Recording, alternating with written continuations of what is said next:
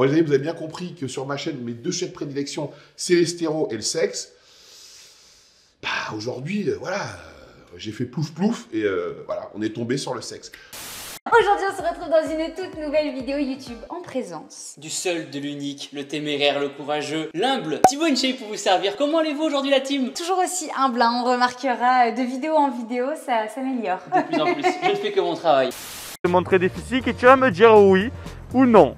Marvel Fitness. Frère, c'est mes clients. Ok, oui ou non? Oui. Oui. Oui. Alex Levent. Oui. Oui. Oui. Alex de Body Time. Non. Non. PJ de Body Time. Non. Oui. Oui. Elio. Non. Non. Oui. Oui. Eric Flag. Oui. Oui. Non. Arthur Mossa. Oui. Non. Non. Solide Mike. Non. Oui ou non, il faut dire la motif aussi. Oh. Faut dire le motif avec? Bah non. Non. Parce que non. Non. J'ai l'impression qu'en France, on a vraiment la pire communauté de muscu. Je parle pas spécialement de YouTube, je parle pas spécialement des salles, je parle pas spécialement des compléments alimentaires, ni des influenceurs, mais d'absolument tout. J'ai l'impression que tout ce qui touche au sport ou à la musculation en France, et on pourrait même extrapoler ça à n'importe quoi, à la finance, au travail, ce que vous voulez, c'est de la merde. Je sais pas pourquoi, mais on est vraiment dans un pays où il n'y a que des idiots. C'est assez terrible en fait. Un phénomène qui revient souvent, c'est que peu importe qui tu sois, peu importe ce que tu fasses, en France, il y aura tout le temps des gens pour ne pas être contents de ce que tu as fait, ou te cracher dessus, ou chercher à te niveler vers le bas. Mais c'est valable pour tout et n'importe quoi en fait. On a tendance à penser que si on n'est pas monté comme un taureau, on va pas forcément donner du plaisir à une femme. Et je me suis dit, en tant qu'homme, quelle est la meilleure personne à qui je puisse demander son avis par rapport à ça? Mais évidemment, c'est une femme. Et je me suis dit, quelle est la plus grande salope que je connaisse? Bah, c'est Célia, tu es la plus grande salope que je connaisse, Célia. Je pense que là, oui. Je pense que, ouais, tu confirmes? Oui, je confirme. Ouais. Donc, alors, la vidéo qu'on a fait ensemble, est-ce que ça t'a permis de plus niquer qu'à l'accoutumée? D'accord, il y en a quelques-uns des mecs bien entendu, mais c'est pas magique. Il faut du travail, il faut de la rigueur, il faut une alimentation, il faut une diète. Les produits, ça aide, bien entendu. Ça va t'aider physiquement, ça va t'aider dans la force, dans la récupération. Ce qui va te permettre de faire plus de training, plus de déchirure, plus de recousure. Appelez-moi Dr House. Voilà, donc la réalité, c'est ça. C'est pas t'es là à faller sur ton canapé, tu t'envoies une petite injecte cadeau et tu prends 15 kilos de muscle. C'est pas comme ça. Oui, mais il y a une étude qui était faite. Et écoutez, vos études qui puent de l'arrêt. Forcément, quand tu injectes un produit nouveau à un corps, le corps réagit. Mais ça y est, ça se stoppe tout de suite. Tu crois quoi? Les mecs, les bodybuilders pro et tout, tu crois qu'ils s'amusent à rester sur leur canapé et s'en mettre plein la fesse? Ah non, c'est pas ça.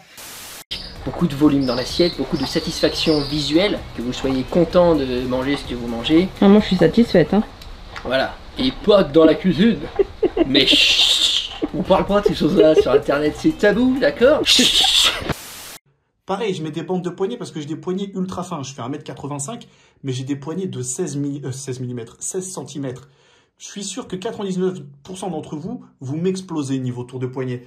Mais il y a quand même des gens qui vont me dire « Haha, tu mets des bandes de poignets à quand le parachute ?» Mais on est où là? C'est la maternelle, je comprends pas, c'est quoi ce... Alors oui, c'est pas méchant, mais c'est médiocre. Et je vous dis, c'est valable pour tout et n'importe quoi, c'est terrible.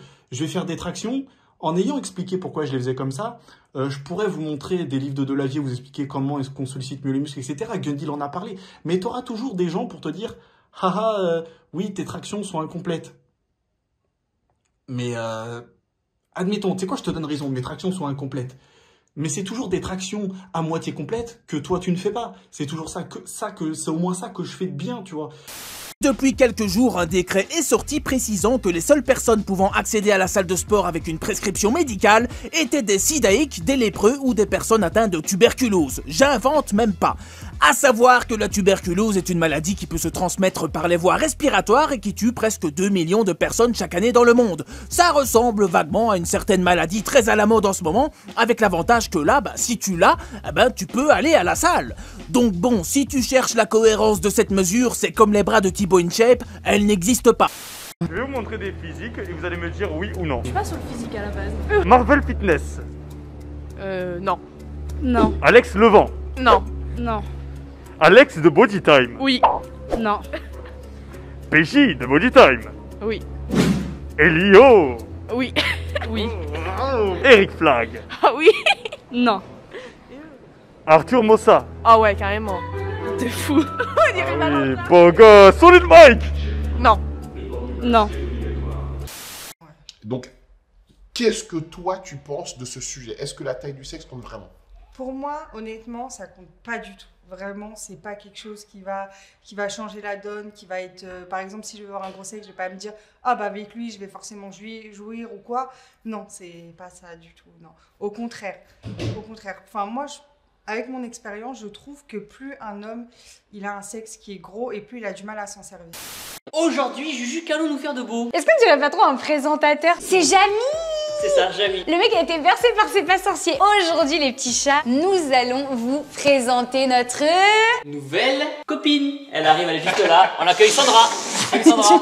Oh! Ah, y a pas de nouvelle copine? Non, il n'y a pas de nouvelle copine et il n'y en aura jamais. Putain, c'est toujours la même chose avec lui, j'en ai ras-le-bol. Le mec, on vient d'acheter une maison et il pense juste à se trouver une nouvelle meuf. Est-ce qu'il n'y a pas un problème à un moment donné? Non, mais tu sais, c'est comme un chapitre dans la vie. Nouvelle maison, nouvelle copine. Ah ouais, bah super.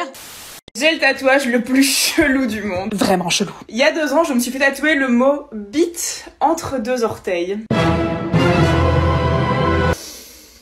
Oui, ça me faisait rire et j'allais enfin pouvoir participer à ce super jeu. Ouais, du coup, donc un truc de 19%. Ouais, grave, la réduction était énorme. Comme ma bite.